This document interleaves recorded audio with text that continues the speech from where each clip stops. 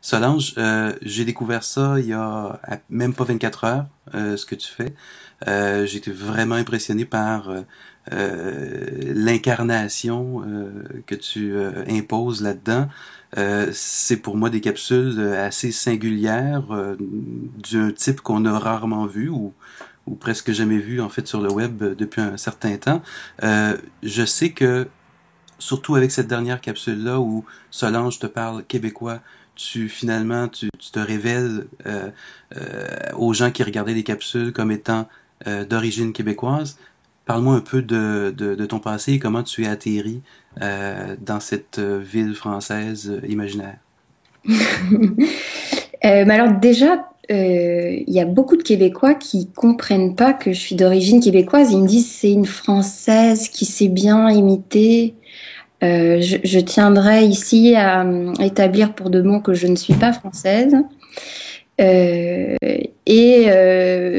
suis donc née au Québec d'une mère québécoise et d'un père immigré roumain. Et j'ai quitté le Québec en 2004, donc ça fait bientôt 8 ans que je vis en France.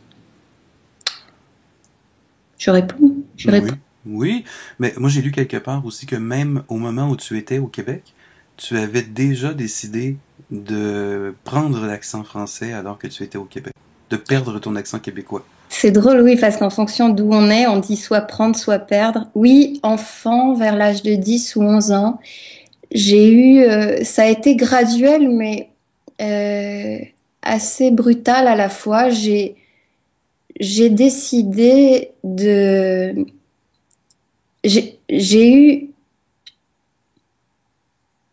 j'ai pris conscience que je voulais perdre l'accent. Enfant, j'avais bien l'accent. Du type qu'on Et entend dans la dernière capsule. oui, par exemple. Ouais. Et pourquoi t'avais cette fascination-là, quoi, ou... Oui, j'avais une fascination et euh, je pense que j'ai entendu un petit garçon français parler et j'ai eu vraiment un choc esthétique. Je me suis dit, c'est beau comme il parle, je veux parler comme ça. Ça se fait comme ça, finalement. Quand tu décides quelque chose, tu le fais, et puis c'est tout. Bah, c'était long et puis à des moments, j'arrivais pas. Quand je me mettais en colère contre mes parents, l'accent revenait, puis je m'en voulais. C'était un travail.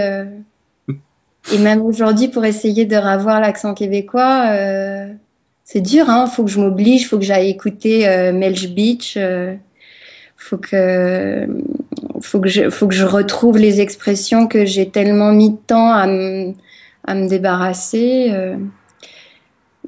Mais j'aimerais dire que c'est pas un refus de la culture, parce que je suis contente qu'aujourd'hui le Québec reçoive cette capsule avec tellement de d'amour et de générosité parce que le Québec, c'est mon identité aussi, même si j'ai lutté contre cet attribut langagier. Et là, donc, Solange te parle. Parle-nous donc de Solange, ce concept de capsule. Euh, comment c'est apparu dans ton esprit ce concept-là et qu'est-ce que tu essaies de faire passer à travers ces capsules-là? Alors, j'essaie de partager ma difficulté à vivre, qui est la mienne. Solange me ressemble en ce sens elle est perdue et elle cherche, euh, elle cherche des manières sûres de trouver des repères dans l'existence en se focalisant sur les petites choses du quotidien. Quelque part, elle a décidé de plus sortir de chez elle et de régulariser sa vie autour euh, de routines et de rituels qui sont efficaces et qu'elle croit efficaces et qui lui facilitent la vie, croit-elle, et elle a envie de les partager avec le monde grâce au net. Et donc là, ça a commencé au mois de novembre 2011 à peu près. Oui.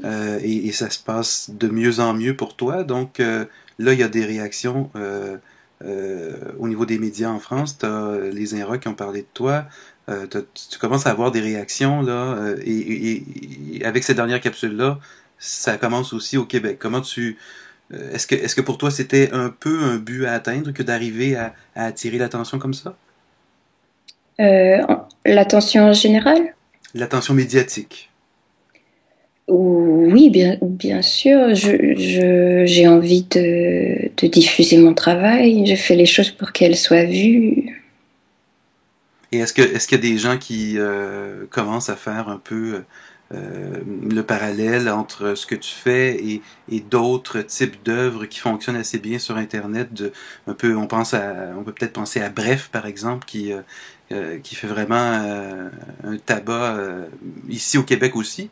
Est-ce qu'on fait un parallèle avec ce que tu fais? Moi, j'avais comme l'impression, c'est sûr que c'est peut-être un parallèle un peu facile, mais j'avais l'impression de voir un peu le contrepoids féminin à ce que Bref peut faire en termes de capsules de mec, alors que toi, tu ferais davantage des capsules de filles. Oh, je suis pas d'accord que je fais des capsules de filles. Ça, je suis pas d'accord. Ah non, non. Après, je suis d'accord que bref, c'est des trucs de mec. Mais oui, on m'a dit plusieurs fois, Solange, c'est l'anti-bref. Ça me touche parce que bon, bref, je suis très admirative de ce qu'ils font et je crois qu'ils sont précurseurs en faisant se joindre la télé et le web sur un format court. Mais après moi, c'est vrai que je vais à l'encontre de cette idée de vitesse, de rapidité, de montage, de musique et, et de et de et de quotidien trentenaire, rapport homme-femme. Moi, je voulais absolument éviter ça. Mhm. Effectivement, c'est l'antithèse, en fait. Mm.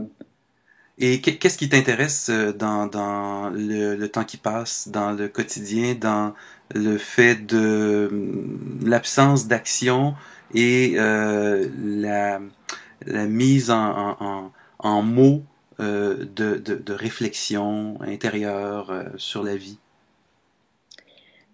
Euh, j'ai été très touchée adolescente. J'ai lu Beckett et bon, je veux pas sortir des références, mais le,